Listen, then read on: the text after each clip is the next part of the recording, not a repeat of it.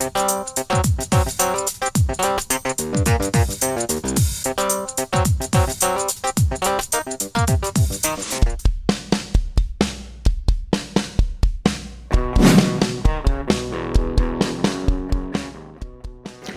watching Monsters and Geeks TV. This is Lee Bermejo. I write and draw Suiciders for Vertigo, and I'm writing We Are Robin for DC Comics.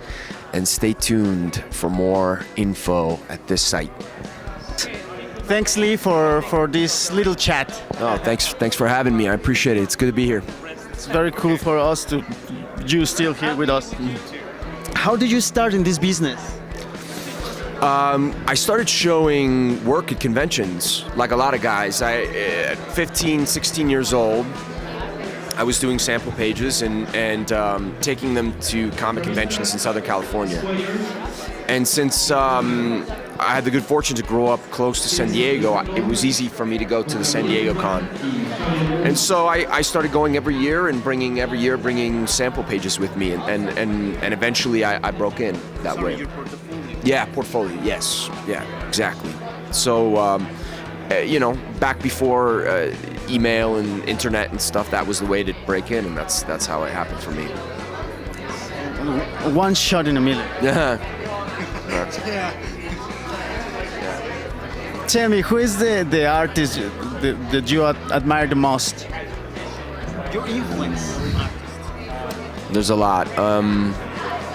Probably the artists that influenced me the most have been Phil Hale, Tanino Liberatore, Richard Corbin, Kevin Nolan, Jeff Darrow. The list goes on. Jorge Savino. The list goes on and on. But those are the big guys for me, big artists for me. You give us Suiciders. We're Robin. Who did you feel as a writer?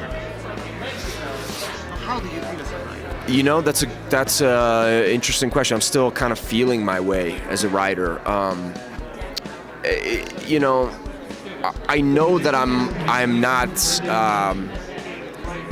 not a writer that can do anything, and everything. I need to have a very specific take on whatever I'm writing, So I don't think you're going to see a lot of books from me that I'll write. I had this Robin project for a while kicking around, and I'm extremely pleased that I've finally been able to do it. But I'll probably work with other writers, after this, or continue to do some of my own things. But there will be. I'm not the kind of writer that someone at Marvel or DC can come and say, hey, do you have any ideas for Spider-Man, or do you have any ideas for Wolverine? That's not the way I think. So I can't call myself a writer in that sense that it's not going to be my only job, And anymore, I think that I just consider myself more a storyteller than anything else, and I use drawings and writing to do the same thing, basically. So I find it hard to really separate those two things. But as a writer, don't you think that it's easier for you to show a history because you own the whole concept, the history and the art? Yeah, with Suiciders, yeah. But Suiciders was a project that was, it took a long time, and it was the story development was slow, I was talking with Brendan Fletcher about this earlier today. It's just, I'm the type of artist that I have to really internalize every project that I do. It has to be something that kind of kicks around in my brain for a long time. And then eventually I can, kind of take it out, put it on paper. But it's I thought it would be easier to write characters that were already established, like Batman, or but it's really not, because it's just as difficult at the end of the day to try to say something new, say something that feels like it's still coming from you with those characters. So it's a struggle, the writing is just a struggle for me as the drawing.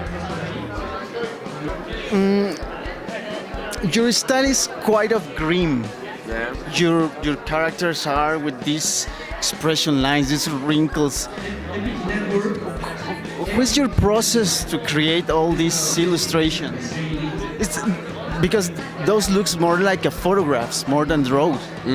I draw what I find aesthetically pleasing, and so my style is a direct result of that. It's just me drawing what I like, and I'm attracted to chaos. I'm attracted to texture, and I think those things are easy to find in clothing and backgrounds and characters who have a certain level of expression to their faces. So I draw what I like, and that's how the style really developed. Thank you, actually. Thank you for your art. Is so we love it. No, thank you.